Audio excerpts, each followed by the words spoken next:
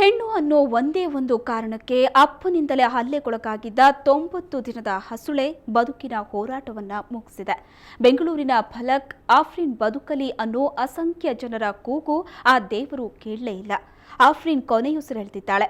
ಅಮ್ಮನ ಆಕ್ರಂದನಕ್ಕೆ ಕೊನೆ ಇಲ್ಲದಂತಾಗಿದೆ. ಅಪ್ಪ ಪರಪ್ಪನ ಅಗ್ರಹಾರದಲ್ಲಿ ಸುಖವಾಗಿದ್ದಾರೆ. ಈ ಸೈತಾನ ಪ್ರತಿರೂಪ ಅಪ್ಪನಿಗೆ ಏನ್ ಶಿಕ್ಷೆ ಕೊಟ್ಟರೂ ಕಡಿಮೆಯೇ ಅಲ್ವಾ?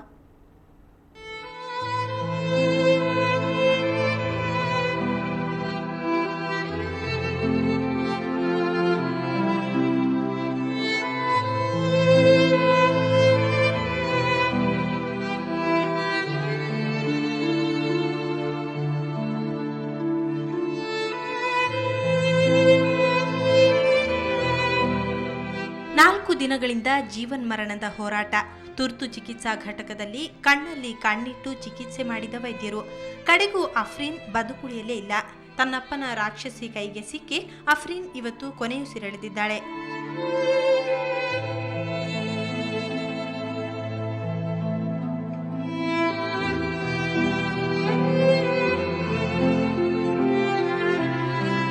ಮಗಳನ್ನ ಕಳೆದುಕೊಂಡ ತಾಯಿಯ ಆಕ್ರಂದನ ಮುಗಿಲು ಮುಟ್ಟಿತ್ತು.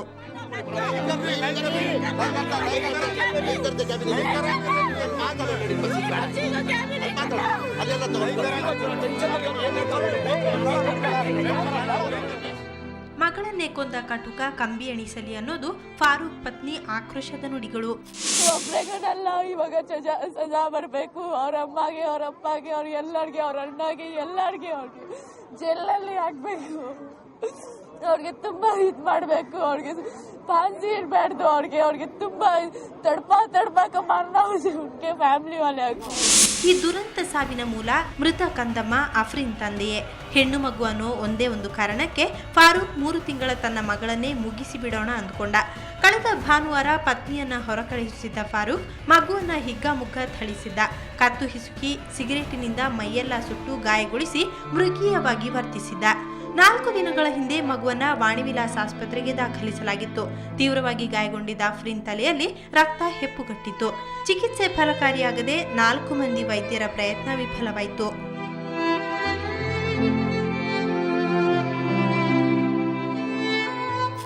ಎಲ್ಲದಕ್ಕೂ ಚಿಕಿತ್ಸೆಯನ್ನು ನಾವು ಕೊಡ್ತಾ ಇದ್ದೀವಿ. ಆಮೇಲೆ ಈ ತರ ಒಂದು ಹೆಡ್ ಇಂಜುರಿ ಅಂದ್ರೆ ಈ ತರ ಒಂದು ಇಂಟ್ರಾಕ್ರಿನಲ್ ಹೆಮರೇಜ್ ಆದಂತ ಒಂದು ಮಗುವಿಗೆ ಈ ರೀತಿ ಘಟನೆಗಳು ಆಗ್ತಾನೆ ಇರ್ತದೆ. ಅಂದ್ರೆ ಈ ಒಂದು ಕಾರ್ಡಿಯಾಕ್ ಅರೆಸ್ಟ್ ಅಥವಾ ಜೋರಾಗಿ ಒಂದು ಫಿಟ್ಸ್ ಬಂದು ಈ ತರ ಒಂದು ಘಟನೆಯಲ್ಲಿ ಮಗು ಸಾವನ್ನಪ್ಪುವ ಚಾನ್ಸಸ್ ಜಾಸ್ತಿ ಇರುತ್ತೆ. ಒಟ್ನಲ್ಲಿ ದುಷ್ಟ ತಂದೆಯ ಕ್ರೌರ್ಯಕ್ಕೆ ಮುಗ್ಧ ಕಂದಮ್ಮ ಬಲಿಯಾಗಿದೆ.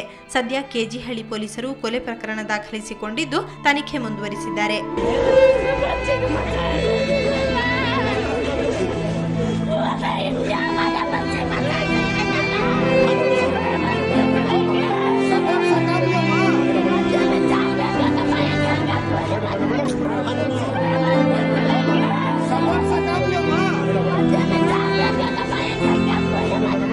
ನಾಗೇಂದ್ರ ಬಾಬು ಜೊತೆ ಅಶ್ವಥ್, ಕ್ರೈಮ್ ಬ್ಯೂರೋ, ಸುವರ್ಣ ನ್ಯೂಸ್ 24/7.